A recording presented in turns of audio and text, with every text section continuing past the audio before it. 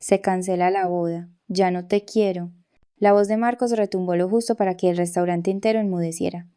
La marabunta del sábado a mediodía, en aquel bistró italiano en pleno centro de Madrid, se quedó absolutamente quieta. Sentí como 30 pares de ojos se giraban hacia nuestra mesa junto a la ventana, la misma que él había exigido con tanta insistencia al llegar. En ese instante lo primero que noté no fue el dolor, fue la luz roja de una cámara. A 3 mesas de distancia, con un ángulo de visión perfecto, estaban Hugo, Leo y Mateo, el séquito de Marcos.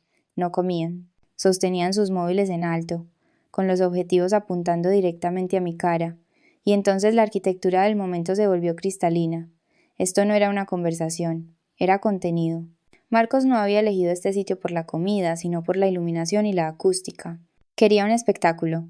Quería la grabación cruda y brutal de mi derrumbe para poder empaquetarla después y vendérsela a sus seguidores como una lección retorcida sobre cómo recuperar el control. Algo dentro de mí se congeló. Esa parte de mí que solía masajear su ego, que pulía sus aristas y pedía perdón por ocupar espacio, simplemente se apagó. No lloré, no grité. Me puse mi máscara de profesional, la que usaba cuando un proveedor me decía que la encimera de mármol a medida se había partido 2 días antes de la instalación. Cogí la servilleta y me sequé la comisura de los labios. Luego lo miré directamente a los ojos. Gracias por ser sincero, dije. Mi voz era firme, profesional, desprovista del temblor histérico con el que él claramente contaba. Marcos parpadeó. En su guión no había una línea para esto. Abrió la boca, probablemente para repetirlo más alto, para provocar la reacción que sus cámaras necesitaban, pero no le di la oportunidad. Metí la mano en el bolso, saqué la cartera y dejé 300 euros en efectivo sobre la mesa. Suficiente para cubrir el brunch carísimo y una propina descomunal para la camarera que se había quedado paralizada en mitad del pasillo con una jarra de agua. Supongo que podemos llamarlo una huida por los pelos, dije. Me levanté, me alicé el vestido y miré directamente al objetivo del móvil de Hugo. Le sostuve la mirada hasta que él torpemente bajó el teléfono. Y entonces me fui. No miré atrás, no corrí. Caminé con el paso preciso y medido de una mujer que abandona una reunión que le ha hecho perder el tiempo. Una vez dentro del ascensor, mientras las puertas se cerraban ahogando el ruido del restaurante, me golpeó la adrenalina. Las manos me empezaron a temblar, un temblor fino y violento. Me apoyé contra la pared metálica y fría y cerré los ojos. No era tristeza. Era el shock de ver la maquinaria que había detrás del hombre. Durante 4 años pensé que estaba construyendo una vida. En realidad, había sido una becaria sin sueldo en la producción de su ego. Mi móvil vibró. Un mensaje de Sofía. ¿Estás bien? Hugo acaba de subir una historia, parece preparado. No respondí de inmediato. Caminé hasta mi coche, entré y eché los seguros. El silencio del vehículo se sentía denso, como el aire antes de una tormenta. Necesitaba saber el alcance de los daños. Abrí el portátil, lo conecté a mi teléfono y entré en nuestra nube compartida. Sabía sus contraseñas. Nunca las cambiaba porque se creía más listo que nadie. Lo encontré casi al instante. Una carpeta creada hacía 2 semanas titulada El Giro Alfa. Dentro había borradores de publicaciones, el horario para un directo titulado Cómo soltar lastre y una lista de puntos clave. Es inestable, está frenando mi crecimiento. A veces hay que ser cruel para ser libre. Era una estrategia de contenido. No solo me estaba dejando, estaba planeando lanzar una nueva fase de su marca personal usando nuestra ruptura como catalizador. Necesitaba que yo fuera la ex loca para que él pudiera ser el superviviente estoico. Por eso lo hizo en público. Por eso sus amigos estaban grabando. Necesitaba las imágenes de mí gritando o llorando para validar la narrativa que ya había escrito. Seguí buscando y encontré algo más. Una subcarpeta llamada Recibos. La abrí esperando encontrar discusiones o pruebas de mi supuesta inestabilidad. En su lugar encontré capturas de pantalla de mensajes entre él y una mujer llamada Claudia. Reconocí el nombre. Era la hija de uno de sus clientes más importantes. La fecha del primer mensaje era de hacía 6 meses. Ella es solo un parche, le había escrito. Estoy esperando el momento adecuado para cortar el cordón. Necesito que parezca que lo he intentado todo. Me quedé allí sentada en el garaje, la luz azul de la pantalla iluminando la verdad que había ignorado durante años. Esta es la fase del descarte. Es una táctica narcisista clásica. No se van sin más. Primero te devalúan. Crean un espectáculo público para controlar la historia antes de que tú sepas que la historia ha terminado. Al escenificar la ruptura me obligaba a ponerme a la defensiva. Si me enfado le doy la razón. Si lloro, parezco débil. Si me defiendo, soy una loca. Creía que me había hecho jaque mate. Creía que había escrito el final, pero se le olvidó una cosa, se le olvidó que yo siempre leo la letra pequeña. Cerré el portátil, no lloré. Las lágrimas son para la gente que ha perdido algo valioso. Yo no había perdido nada. Acababa de recibir el informe de auditoría de una inversión fallida. Arranqué el coche. No iba a casa a llorar sobre una almohada. Tenía trabajo que hacer. De vuelta en mi apartamento, el silencio no era pacífico, era espeso. Entré en la cocina y encendí las luces. Allí, sobre la isla donde lo había dejado esa mañana, estaba el archivador blanco, gordo como un ladrillo, con nuestras iniciales grabadas. Contenía la arquitectura de la vida que se suponía que iba a vivir. Lo abrí. No lo haré. Audite. Pasé las páginas de los contratos, mi dedo recorriendo las cifras finales. Alquiler del espacio, 20.000 euros. Mínimo de catering, 12.000. Flores, 8.000. El fotógrafo, la banda, la mantelería medida. Saqué una calculadora y empecé a teclear números. El total de los depósitos no reembolsables ascendía a exactamente 50.000 euros. 50.000 euros de mi dinero. Marcos no había pagado un céntimo. Había insistido en la imagen del evento, exigiendo un nivel de lujo específico para impresionar a su red de contactos, pero cuando llegaba el momento de firmar los cheques, siempre tenía un problema de liquidez. Una transferencia estaba pendiente, un bono se había retrasado. Yo lo había cubierto todo, diciéndome a mí misma que éramos un equipo. Miré los paneles de inspiración incluidos en el contrato de las flores. Beige. Crema. Champán. Era una fusión de empresas disfrazada de boda. Era elegante, caro y completamente desprovisto de vida. Era la Stage Calle Marcos. Durante 3 años había suprimido mi propia voz como diseñadora a colores atrevidos, estructuras arquitectónicas, texturas maximalistas porque Marcos decía que eran demasiado. Quería una esposa que fuera un telón de fondo, no una declaración de intenciones.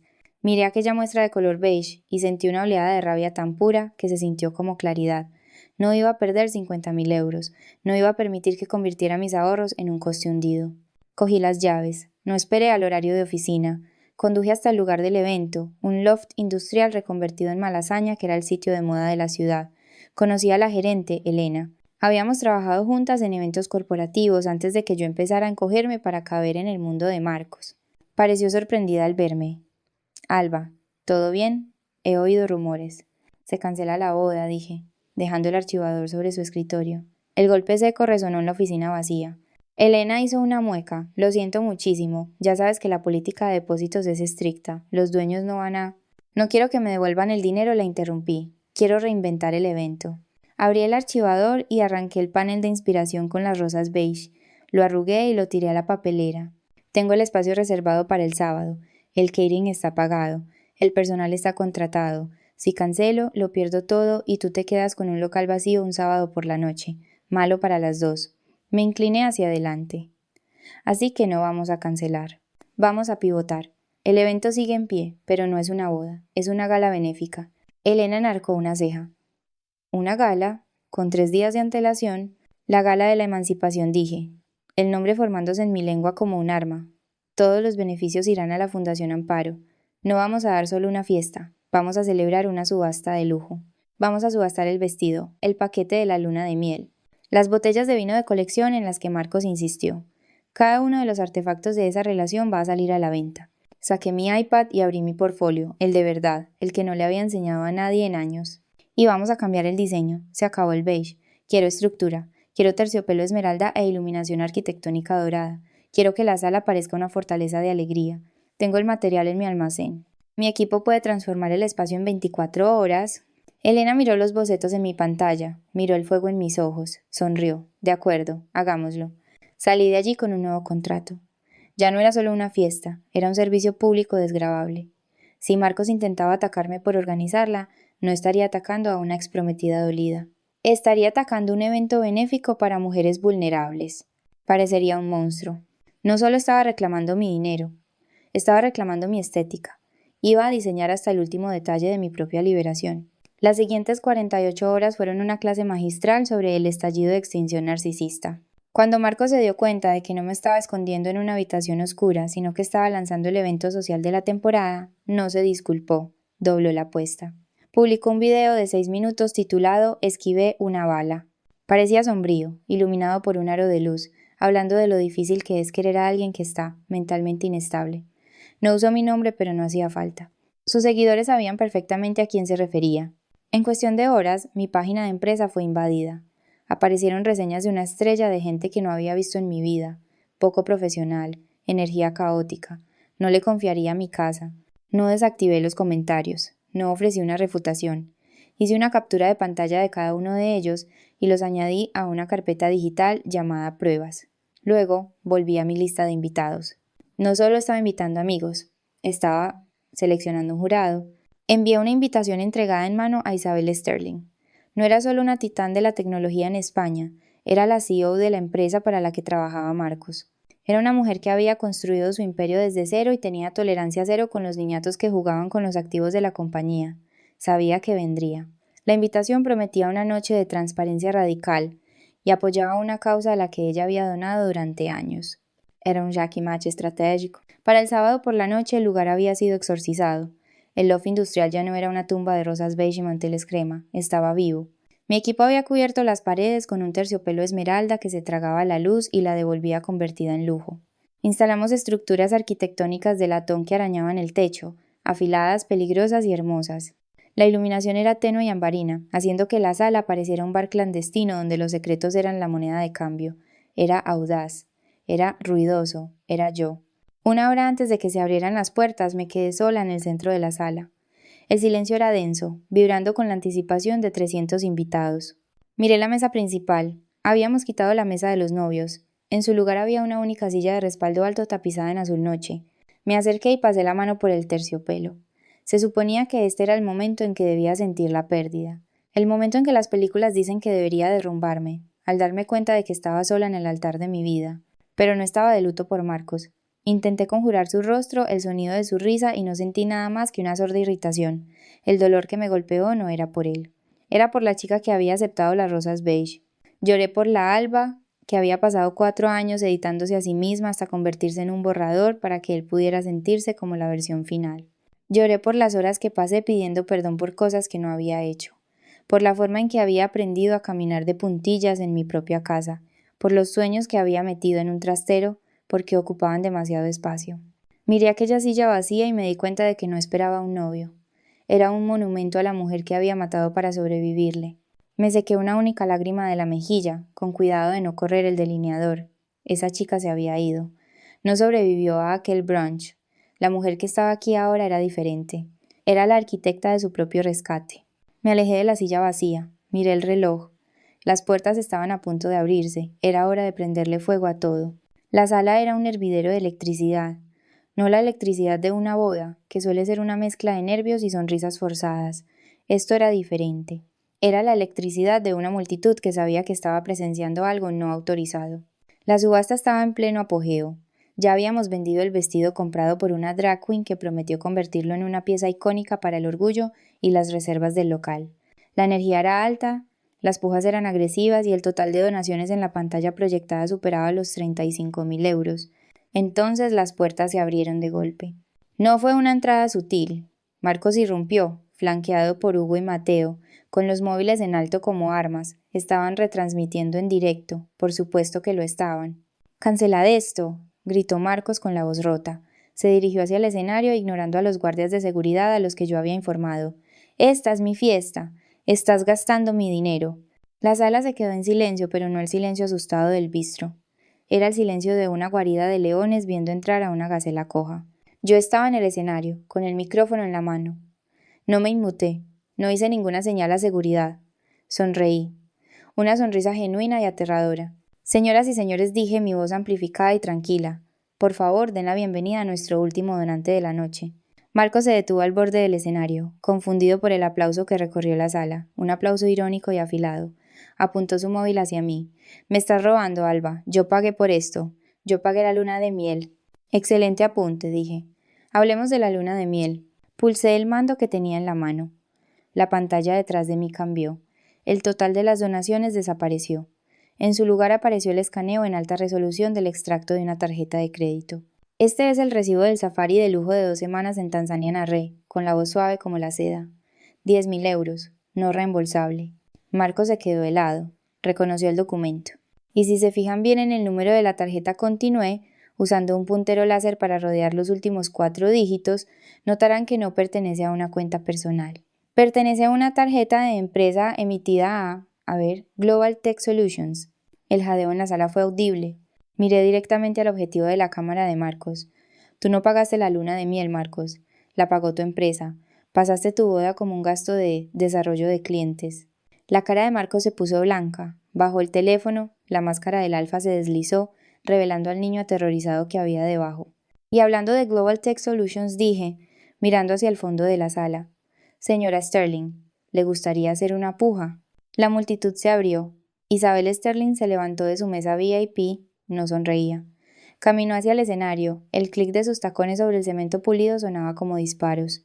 Miró la pantalla, miró a Marcos. No creo que haga falta que puje, Alba dijo, su voz resonando sin necesidad de micrófono. Creo que solo tengo que llamar a mis abogados. Se giró hacia Marcos. Estás despedido, con efecto inmediato, y nuestro departamento de fraude se pondrá en contacto contigo para la restitución. Marcos miró a su séquito en busca de apoyo, pero los teléfonos ya no estaban en alto. Hugo estaba retrocediendo visiblemente. Caminé hasta el borde del escenario y le entregué a Marcos una copa de champán. Sonríe, susurré. Por fin tienes el contenido que querías. La señora Sterling no esperó una respuesta. No la necesitaba. Hizo una señal a la seguridad del local, hombres corpulentos con trajes negros que yo había contratado para mantener la paz y que ahora estaban a punto de impartir justicia. Puedes recoger tus efectos personales el lunes, dijo, su voz cortando el murmullo de la sala. Tus tarjetas de acceso ya han sido desactivadas. Marcos se quedó allí, con la boca ligeramente abierta, la copa de champán que le había dado, inclinándose peligrosamente en su mano. La máscara del alfa no solo se deslizó, se hizo añicos. Ya no era el narrador dominante de su propia vida. Era solo un tipo con un traje alquilado que había intentado jugar al ajedrez contra una gran maestra. Miró a su séquito en busca de respaldo. Pero Hugo, Leo y Mateo ya no grababan. Sus teléfonos estaban en sus bolsillos. Hugo de hecho estaba inspeccionando el techo, evitando activamente el contacto visual. Eran creadores de contenido, y sabían reconocer un desastre de relaciones públicas cuando lo veían. No iban a hundirse con el barco. 2 guardias de seguridad dieron un paso al frente. Uno le quitó la copa de champán a Marcos. El otro señaló hacia el montacargas. Marcos no gritó, no se resistió, se encogió. Salió de aquella sala más pequeño de lo que nunca lo había visto, despojado de su público, su trabajo y su narrativa. En el momento en que las puertas del ascensor se cerraron, la sala no jadeó, exhaló, y entonces comenzaron los aplausos. No fueron educados, fueron estruendosos. Fue el sonido de una ciudad que ama una buena ejecución. 6 meses después, el Beige ha desaparecido. Estoy sentada en mi nuevo estudio en el barrio de Salamanca. Las paredes están pintadas de un verde azulado profundo e intenso. Los muebles son estructurales, extraños y vibrantes. No hay una sola rosa de color crema a la vista. Mi agenda está completa hasta el año que viene. La gala de la emancipación no solo limpió mi nombre, lanzó mi marca. Resulta que la gente quiere contratar a una diseñadora que sabe cómo quemar lo viejo para construir algo nuevo. Ayer pasé por delante de la Terraza del Sol de camino a una visita de obra. Me detuve un segundo frente a la entrada. Miré hacia la azotea donde él había intentado romperme. Esperé la punzada de tristeza, o el destello de ira, o incluso un escalofrío de trauma. Nada. Era solo un edificio, solo acero y cristal y huevos demasiado caros. El fantasma ya no habitaba la máquina. Me ajusté el abrigo y seguí caminando. Tenía una reunión con un cliente que quería convertir una histórica estación de bomberos en una galería de arte moderno, y no tenía tiempo para mirar atrás. Me senté en mi escritorio y abrí el portátil. Consulté el informe final de la Fundación Amparo. La gala recaudó 90.000 euros. Ese dinero construyó una nueva ala para viviendas de emergencia. Pagó la asesoría legal para mujeres que escapaban del abuso financiero. Convirtió la malversación de Marcos en la ruta de escape de otra persona. Minimicé el informe y vi una carpeta en mi escritorio que no había tocado en medio año. Boda.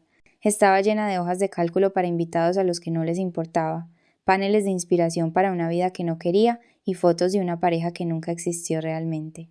No dudé, no necesité una ceremonia. Clic derecho, mover a la papelera, vaciar papelera.